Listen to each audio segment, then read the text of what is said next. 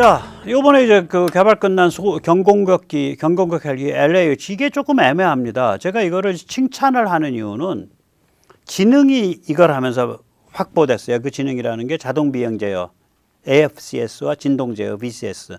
이런 지능 기술은 한번 확보가 되면 이제 헬기 모델이 바뀔 때 고스란히 쓰여요. 그 알고리즘 문제고 그 방식의 노하우의 문제니까. 그래서 저희가 헬기에 관해서는 거의 다 장악한 거예요. 기어박스까지 장악하면 장악하는 거예요. 저 엔진이 되면 헬기도 똑같습니다. 엔진 회사는 헬기를 만드는 회사랑 다릅니다. 우리가 가만 고민해 봐야 돼요. 엔진 사업하자는 거야, 헬기 사업하자는 거야. 만약에 엔진 사업하자 그러면 그거는 한화 에어로다이내믹스가 선택할 일이에요.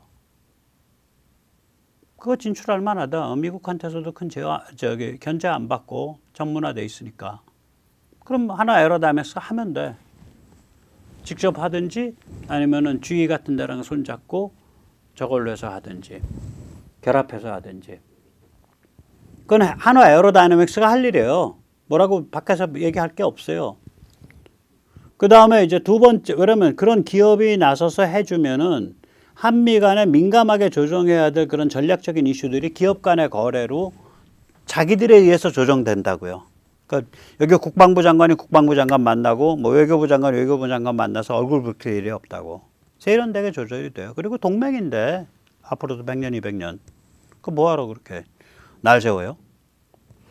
자, 우린 통합을 잘하면 되고 나머지 엔진 빼고 나머지 잘하면 돼요. 그거 굉장한 기술이에요. 자, 그래서 이거는 이제 공중량 5톤급의 소형 사이즈입니다. 아까 수리온의 절반쯤 되고요. 엔진은 터보메카 REL의 엔진을 쓰는데 아까 수리온에 쓴 엔진의 딱 절반 사이즈예요. 900마력급 정도 돼요. 이건 이제 모델을 바꾸면 590마력까지 낮아져요. 연비는 90입니다.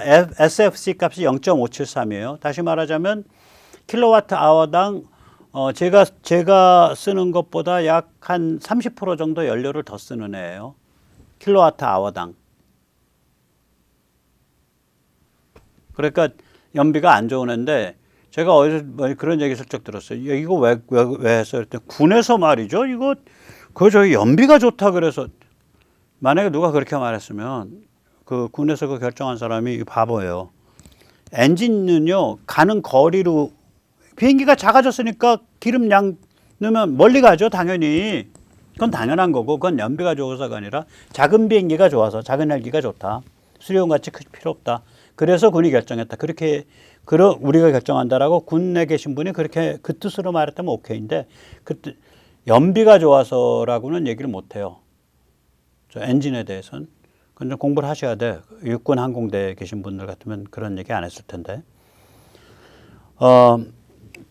LH의 아픔은 뭐냐면 여기도 똑같아요. 개발비가 부족하고 시장이 작아서 민군 겸용 모델로 개발했어요. 그래서 저 제목은 뭐냐면 경공격 헬기예요. 라이트 어택 헬기인데 뭔 놈의 라이트 어택 헬기가 저렇게 생겼어.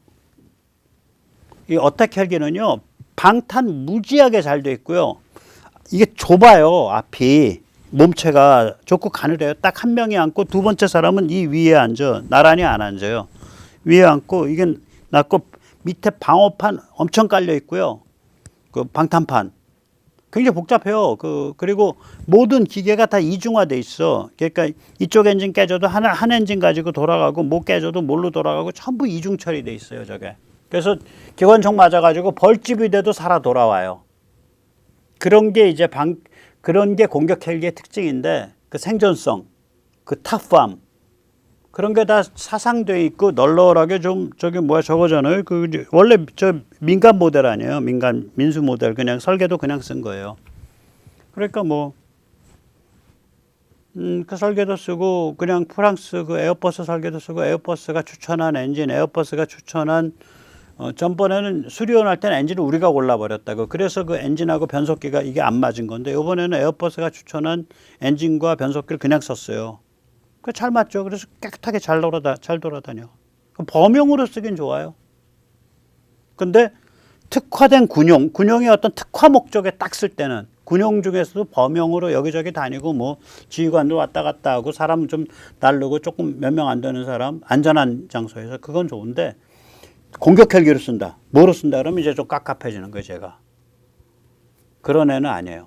벽에다 뭐 기관총 붙이고 뭐 난리를 부리긴 했는데 뭐 그 정도는 붙여야지 어차피 군용이니까. 그다음에 뭐 대전차 무슨 천건 미사일도 붙이고 했는데 뭐 그런 건 다 붙여보는 건 좋아요. 왜 그러면 그래 봐야 또 다른 거 개발할 때 그거 그냥 쓰니까 저는 그건 뭐 그렇게 비난 안 해요. 근데 저건 한계가 명확하다. 저건 그냥 범용으로 그냥 되는 대로 굴리면서 써야 된다. 뭐 저런 거 하나쯤 있어도 괜찮아요. 그냥 범용 돌쇠, 마당쇠. 마당쇠라 그래야 돼. 저는 경공격 헬기라 하지 말고 무장 마당쇠. 그렇게 생각하세요. 무장 작은 돌쇠, 무장 돌쇠. 무도리, 저는 무도리라고 이름 짓겠어. 무장 돌쇠. 그런 비행기로 그냥 생각하시는 게 좋아요. 그러니까 두루두루 그냥 막 굴려서 쓰겠다. 근데 이거를 하면서 카이 엔지니어들이 벽을 깼습니다. 자동 비행 제어를 터득했고요. 진동 제어를 터득했습니다. 자, 그래서 이제 지금 어떤 상태냐. 문재인이가 이렇게 판을 어질러 놨단 말이에요. 그런데 정권이 바뀌니까 이제 막 요구가 폭발해서 나와. 그런 상태입니다. 자, 보세요. 윤 정부 출범 이후 카이는 지휘자에서 이탈리아에 있는 아에로 아비오랑 손을 잡고 수리온 기어박스 개발을 시작했어요. 저 카이인가 S&T가 지금 헷갈려요. 그러나 카이가 하자 그러니까 했을 거예요. 돈이 뭐 S&T가 쓰던 말던. 그 다음에 이제 문재인이 만든 난장판을 우리가 극복해야 됩니다. 무엇보다도 전략과 비전이 혼미해요. 이게 이제 조금 이따 다시 말하지만 헬기 사업에는 근본적인 좀 우리 고민이 있어요. 몇 가지 우리가 결정해야 될. 그게 지금 그거부터 풀어야 돼요. 이 난마를 해결하려면. 조금 이따 말씀드릴게요. 이제 지금 난마 어떤 거냐. 수리오는 기어박스 약점으로 출력의 15%가 억제되는 상태입니다. 반장애 그러니까 뭐 한 1급 장애는 아니더라도 2급 장애 상태예요. 지금 상태가. 그런데다가 수리온에 들어가 있는 AFCS 자동 비행 제어 장치, 수리온에 들어가 있는 진동 저감 장치는 외산일 거예요. 그러니까 기술 제어가 완벽하지 않아요. 그러니까 다른 모델로 변조하는 것도 좀 쉽지 않아요, 지금. 확 엎어버려야 돼요, 저거. 지금 있는 수리온은 범용으로 쓰고, 범용으로 꽤 잘 쓰고 있어요. 뭐 소방서에서도 잘 쓰고, 뭐 저기서도 산불 진화도 잘 쓰고 다 잘 쓰고 있어요, 범용. 국내에서도 잘 쓰고 있어요. 없애자는 얘기 아니에요. 수리온이요, 저 정도로 그냥 덕지덕지 돼 있는데 저걸 저기까지 끌고 왔다는 건 카이 엔지니어들이 무지하게 고생했다는 얘기예요. 저 그걸 폄하할 생각 전혀 없고요. 군에서도 꽤 짭짤하게 잘 쓰고 있어요. 워낙 좋아, 몸이, 애가. 그냥 지금도 꽤 괜찮은 말하자면 저기 마당쇠예요. 그래서 그러나 저걸 정말로 그 날카로운 무기로 갈아낼 수가 있다니까요. 애가 워낙 좋아서 그 전체적인 그 엔진 설정이나 이런 것들이 좋아서 그걸 안 한 거예요, 문재인이가. 바로 그 벽 하나만 딱 깨면 되는데 문재인 정부 분위기 보고 밑에서 몸조심한 거죠. 그거 전 욕할 생각 없어요. 그거 주장했었으면 그분 잘렸어. 자, LH는 좀 극단적으로 하면 이도저도 아닌 소형 민양 헬기에 국방색 도색한 거예요, 저거. 국방색 도색하고 기관총 단 거예요. 네. 그리고 이제 MD500을 이제 퇴역을 시키려고 하고 있는데 MD500 중에 괜찮은 물건 어디다 쓸래? 이게 이제 방치되고 있다고요. MD500 헬기가.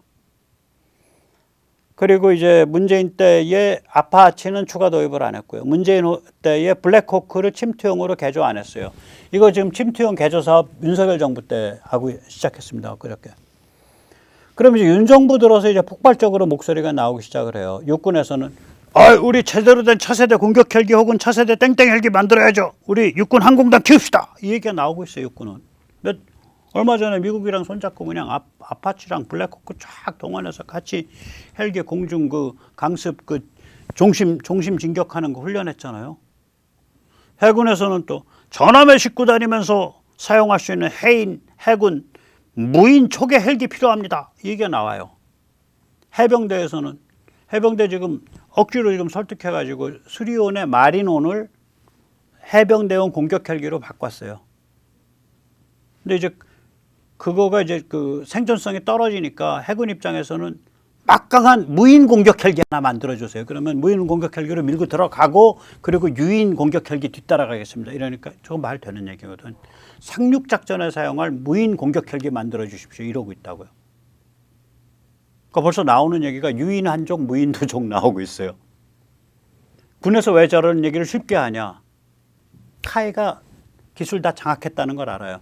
흔히 하는 말이 있습니다. 날 수 있는 것 중에 제일 골 아프게 만드는데 제일 골 아프고 까다로운 게 헬기라 그럽니다. 저 카이가 저 헬기를 회전익이라 그러는데 회전익 분야를 그럭저럭 그 없는 돈 긁어 모아서 한쪽으로는 국방부 돈 받고 한쪽으로는 산자부 돈 받아서 민군 공용이라는 희한한 클래스로 그 저기 뭐 헬기 만들어 가면서 두 종류 만들어 보면서 거기서 개고생하면서 완전히 100% 장악한 거예요. 이제 노하우를. 그러면 그 다음번에 뻗어갈 수 있게 숨통을 터졌어야 될 거 아니에요. 문재인이가. 그걸 딱 막았던 거예요. 카이의 회전익 분야에 계신 분들 빚 안 나는 데서 손가락질 받으면서 마치 무능한 것처럼 오해받으면서 고생 많이 하셨습니다. 어떤 과정을 겪으셨는지 제가 안 봐도 비디오입니다. 그래서 전략을 좀 상상을 해보는 거예요. 우선 군용 헬기 사업의 원천적 문제에 대한 의사결정을 해야 돼요. 이때까지는 두 번 다 민군 공용으로 개발했어요.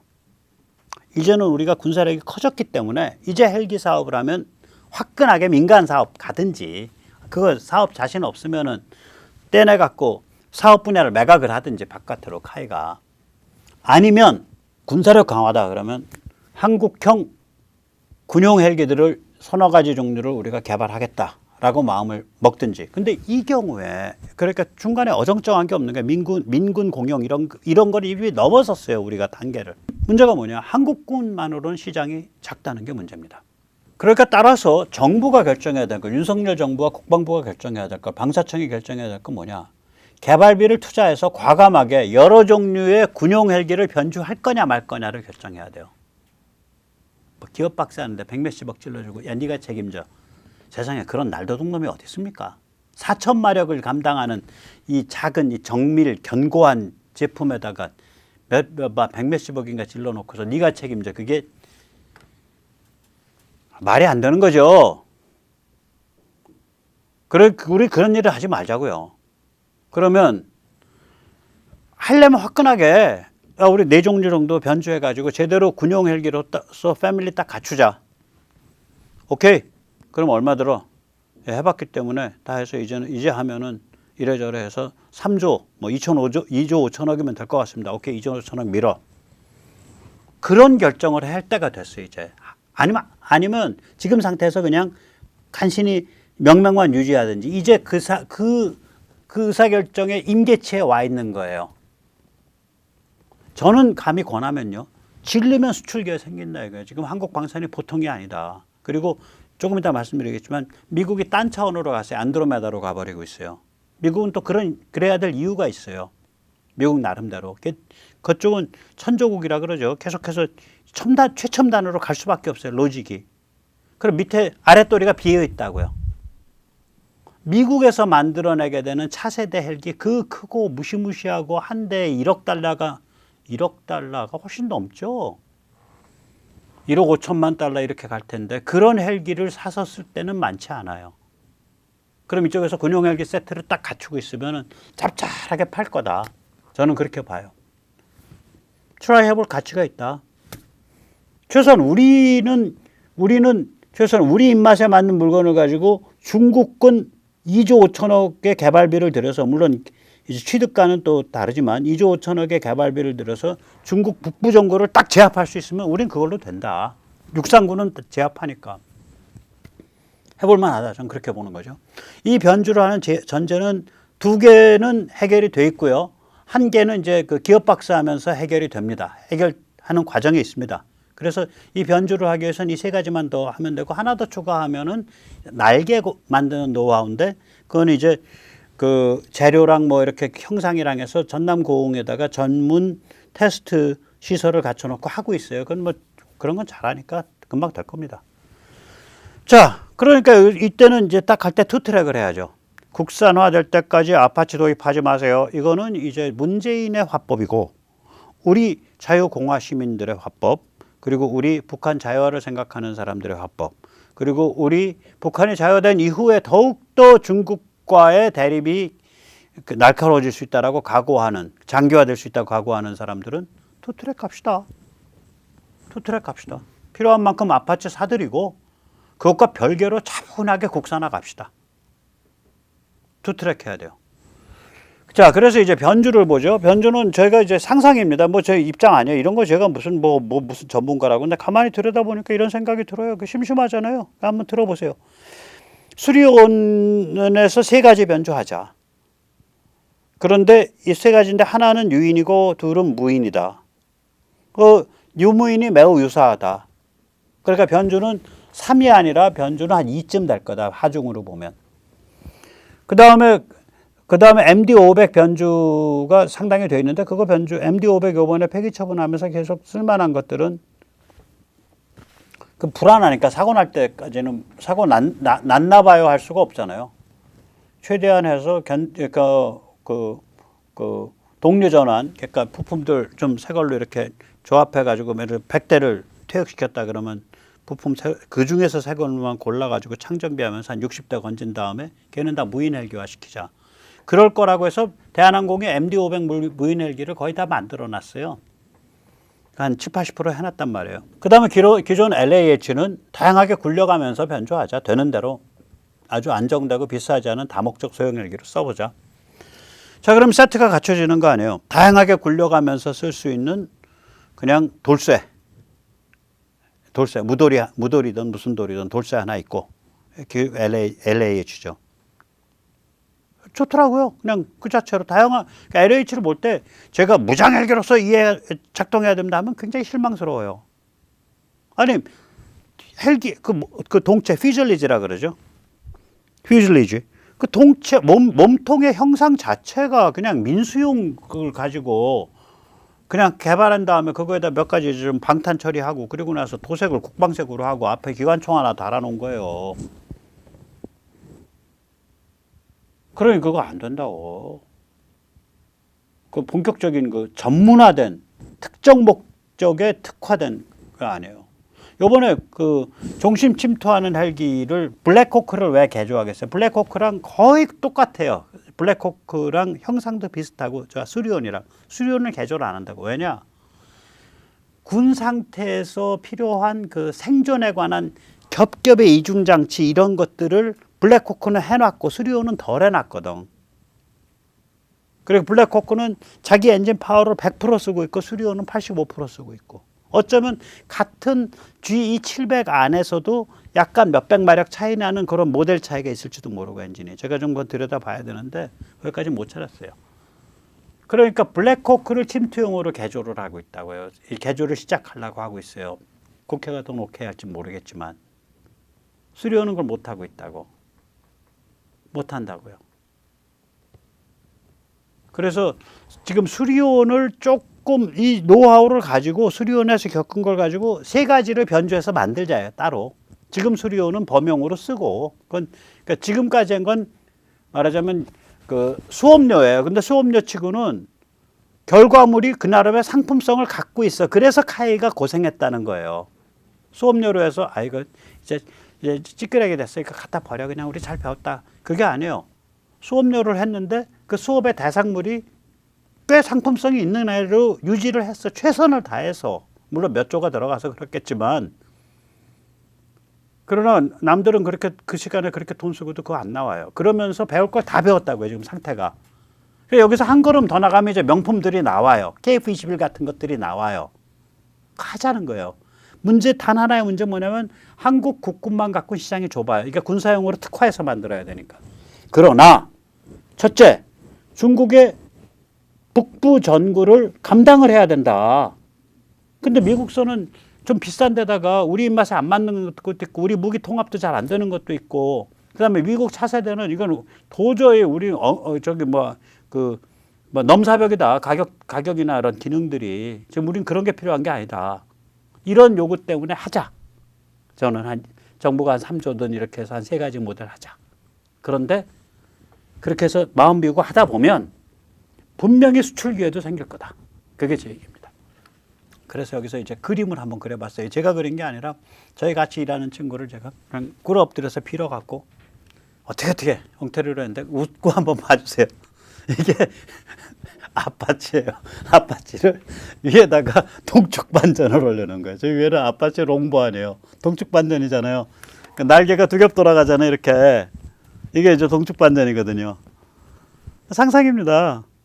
예, 이거 저 육군과 해병대가 사용할 막강한 무인 공격 헬기. 동쪽 반전이니까 저 꼬리 날개도 저 정면 뒤를 봐고 있죠. 그래서 속도가 좀 빨라지죠. 예. 동쪽 반전이 되면 속도가 좀 빨라져요. 꼬리 날개가 뒤로 봐서 앞으로 밀어주니까. 그 다음에 이제 안정성이 높아져요. 우리는 이제 산이 많으니까 이게 돌풍 같은 게 불어요. 계곡에서나 산으로 이렇게 해서. 그러니까 좀 안정성이 높아지고요. 그 다음에 동쪽 반전이 되면 착륙 면적이 좁아져요. 그러면 날개가 두 겹이 돌아가니까 날개 한 겹만 있을 때는 이게 날개가 길어야 되는데 동쪽 반전은 날개가 두 겹 돌아가니까 착륙 면적이 좁아져요. 이 푸트프린트가. 그 다음에 동쪽 반전이 되면은 아까도 말씀드린 속도가 좀 높아지고요. 그 다음에 날개가 두 겹이 돌아가니까 양력이 끌어올리는 힘이 좀 세져요. 그러니까 물건도 좀 많이 끌어올릴 수 있게 되고 좀 재밌는 데가 있어요.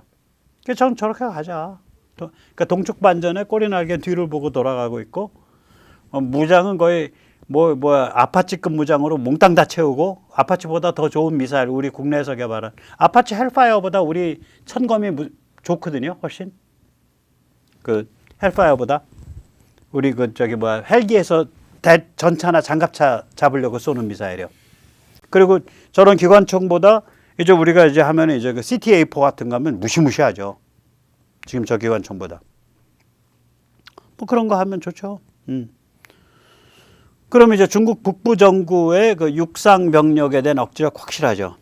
그 다음번 그림은 좀 엉터리예요. 이게 이제 다음번 그림은 이제 바다에 나가는 건데 해군이 전함에서 운영할 잠수함 및 표정식별 무인 해상 초기 헬기인데 바다에 나가면서 무슨 로켓 달고 나가고 저거 이제 고치기가 껄끄러워서 그런데 저기서 이제 하나 봐주셔야 될 건 딱 앞에 창처럼 삐죽 튀어나온 거 있잖아요. 저게 뭐냐면은 그 공중급유 연결관이에요. 자, 상상을 해보세요. 바다의 어느 한순간에 신의주소부터 이어도 앞까지 저런 애들이 한 15대가 항상 돌아가고 있는 거. 제가 보기엔 한 100대나 한 50대 운영하면 저런 애들을 15대는 항상 어느 한순간에 60대 정도 운영하면 어느 한순간에 15대가 떠 있을 거라고요, 저게. 한 60대 운영하면. 그러면 신의주에서 이어도까지가 한 1000km 돼요. 그럼 저 한 대가 100개를 가봐하는데 배 밑창에 무지막지한 레이더 갖고 있거든. 제가 4,000m 올라가거든요. 제가 4,000m 올라가요. 백두산 한 배 반 올라가요. 4,500m. 4,500m 상공에서 밑에다 대고 레이더 쏘면서 해상을 쫙 감시하고 있고 잠수함 같은 거 있으면 내려와서 또 잠수함 초계하고. 쟤는 그런 배 밑에 어마무시한 정찰 자산을 갖고 있는 애예요. 저런 무슨 로켓포 이런 게 아니라. 그리고 오히려 쟤는 갖고 있으면은 잠수함용 공중투하 어뢰가 있거든요. 홍상어. 그러니까 로켓같이 쏘면은 몇십 킬로 날아 들어가서 바다에 뿅 떨어진 다음에 낙하산 끊어지고 자기가 바닷속에서 어뢰를 쫙 가서 치는 거. 그 굉장히 훌륭한. 그다음 우리가 지금 어뢰 기술이 세계 최고 수준이거든요. 항적 추적.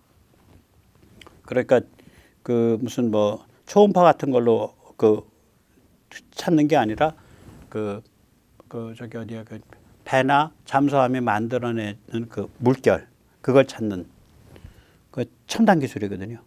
그런 걸로 저희는 무장되어 있겠죠. 바다니까 무장은. 그런데 그런 건 제가 바꿀 힘이 없고 저게 이제 공중급유 그 관이에요. 저게 그 리퓨얼링 프로브. 저거 왜 했냐? 쟤는 한번 뜨면은 한 8시간 떠 있어야 되거든. 12시간이나. 그러면 15대가 떠 있는다. 한 대 공중급유 하는데 공중급유기가 연결해서 젖먹이는 데에 20분 걸려요. 그러면 한 대 젖먹이고 다음번까지 20분 이동한다 그러면 한 대당 20분, 한 대당 40분 걸리니까 공중급유기 하루에 2번 뜨거나 2대가 한 번 떠서 한 순에 딱 하면은 공중급유 계속 된다는 거죠. 가능하다는 얘기예요. 저거를 하루 종일 저 정도 비행기가 하루 종일 날아다닐 수 있는 저걸 못 차고 날아가요. 저게 이제 수리온급인데 수리온보다는 좀 더 오래 가겠죠. 여러 가지 무게 조정하고 그러면 10톤까지 안 가도 되니까. 그러나 수리온이 지금 1톤인가 채우고서 1톤인가 2톤 채우고서 2시간 가니까 제가 만약에 한 8시간 떠 있어야 되려면 4톤 아니면 8톤인데 그러면 이제 괴물과 같이 돼요. 그러면 이제 뜨지를 못해요. 헬리콥터는 다른 집 못 실어요. 그 정도 실으면 수리온이 한 전체 실을 수 있는 게 한 4톤밖에 안 될걸요. 그 연료만 채우고 가나? 전자장비도 넣어야지, 지금 다 무기도 넣어야지, 별거 다 넣어야 되는데. 그러니까 공중에서 급유를 때려줘야 된다고요. 그래서 저 블랙호크가 저걸 달고 있거든요. 블랙호크가 우리 수리온인 저거 안 달았을 거예요. 블랙호크가 공중급유 될 수 있게 저 창을 달고 있어요. 저 리퓨얼링. 그러니까 블랙호크랑 수리온이 거의 모양새도 비슷하고 컨셉도 같은 비행기인데 블랙호크는 저런 것들이 다 잘 돼 있는 거예요, 실제로. 그러니까 요번에 무인기 하면서 저런 걸 다 해놓으면 저러면 이제 유인기 때 이거 아니 잠깐만 이거 유인기 때 저런 거 있고 그러면은 이거 사람 타게 고치면 이게 바로 한국형 아파치 되는 거 아니에요. 다른 건 뭐냐면 동축 반전이고 뒤에 추진 꼬리 날개가 꼬리 날개가 이렇게 돼 있는 게 아니라 이렇게 돼 있는 거죠. 뒤를 보고 쏴주는 거죠. 그러니까 빨리 가죠. 그러니까 지금 그리고 엔진을 만약에 좀 더 빨리 가고 싶다. 그럼 똑같은 모델에서 2,600마일 올리면은 430km 나올 거예요. 저 좁게 만들고 이러면. 저게 이제 항력, 드랙 때문에 속도가 안 나는 거거든요. 그래서 그러면 이제 세 가지가 나와버리는 거 아니에요? 그러니까 아까도 말씀드렸듯이 그러면은 수리온 육군 해병대가 사용할 수 있는 한국형 유인 아파치 공격 헬기 나오는 거, 육군과 해병대가 쓸 수 있는 거. 이거 노래 부르고 있었던 거거든. 이거 여기까지 가는데 얼마 걸리냐? 이거 내가 보기엔 1조 안 걸려요. 한 7천억이면 해요. 이걸 안 한 거예요. 이 개발비 5천억, 7천억밖에 안 1조 언더예요. 이제 다 장악했기 때문에 이렇게 장악해 놓은 거를 빗장을 걸어놓고 유치장 감옥 속에 가둬놓은 거예요. 문재인이가. 그 다음에 이거를 지금 제가 이걸 이제 보여드린 대로 이런 공격 헬기. 그 다음에 공격 무인. 그래서 저기 그 앞에 창이 없잖아요. 그 다음에 이거는 바다에서 쓰는 무인. 이런 것들을 이제 해야죠. 이게 미제를 앞으로 수입하기가 좀 껄끄러워질 거예요. 점점 더. 이런 미국이 이제 차세대 헬기가 너무 크고 너무 고급이에요. 이게 지금 차세대 헬기에서 지금 제일 그 가능성이 높은 보잉 시코르스키의 디파이언트라는 건데 정말 훌륭합니다. 보고 있으면. 근데 저렇게 보여서 그렇지 굉장히 큰 헬기예요. 그리고 온갖 기능이 다 들어가 있어. 심지어는 못 놈의 헬기가 날아가면서 바퀴도 접어서 넣어. 뱃속에. 전투기처럼. 랜딩 기어를 접어서 넣어요. 저 무거운 헬기니까 그 랜딩 기어 얼마나 무겁겠어요. 그거 접어서 넣어. 뱃속에. 굉장히 고급이에요. 아마 한 2천억 할 거예요. 최소. 그러면은 우리는 뭘로 나가야 되냐. 우리는 무인 헬기를 고급화시키는 거예요. 한국형 아파치로.